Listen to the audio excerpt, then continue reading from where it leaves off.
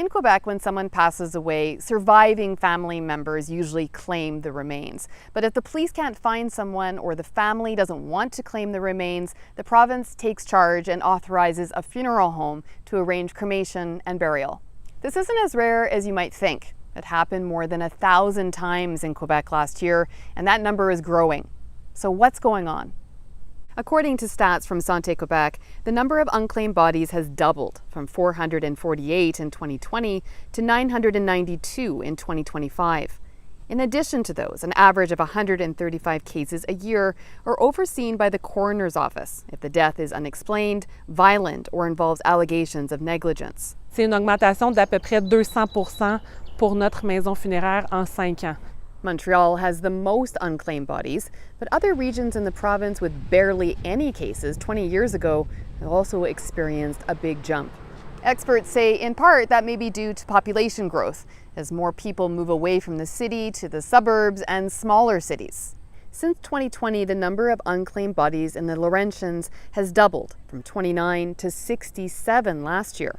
In the Lanaudière region, it's nearly quadrupled, from 16 in 2020 to 58 in 2025. Il y a probablement, assurément, un enjeu financier. Donc, les gens ont certaines précarités financières.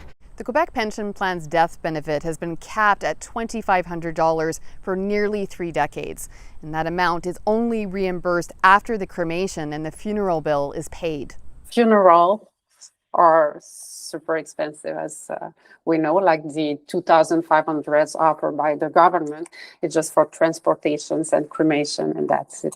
Parot has studied the reasons why people's bodies are remaining unclaimed and says the paperwork can be complicated for grieving families or friends. Some wrongly assume claiming a body means they're also legally responsible for the person's estate, which is not the case. It's an important thing to know, because sometimes you just say, oh no, maybe that person has a lot of debts and I don't have enough money to manage all that. In addition to costs, Parot and Poirier have noticed other patterns, including social isolation, people that don't have descendants, or estrangement from family or friends. There's also people who are not in touch with their family for decades.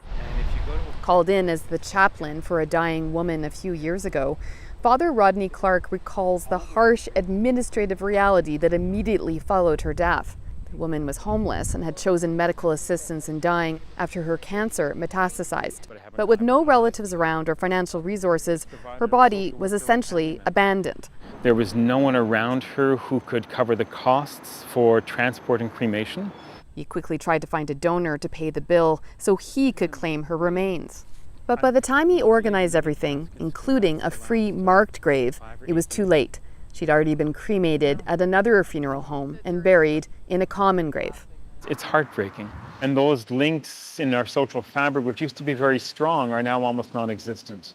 In April, several organizations that advocate for seniors called on the Quebec finance minister to increase the death benefit from $2,500 to $5,000 a year. So they are really alone. They don't have any close family that see them. Many of the seniors Arab Bourdon's nonprofit helps have a hard time paying their rent and can't afford to set aside money for funeral services or a cemetery plot. They don't know what's going to happen to their bodies, so it's a stress they don't need, at the end of their life. A provincial spokesperson said increasing the death benefit to $5,000 and indexing it annually would cost about $450 million a year. The coalition Avenir Quebec says there are no plans to increase the death benefit before the next public consultation in 2029.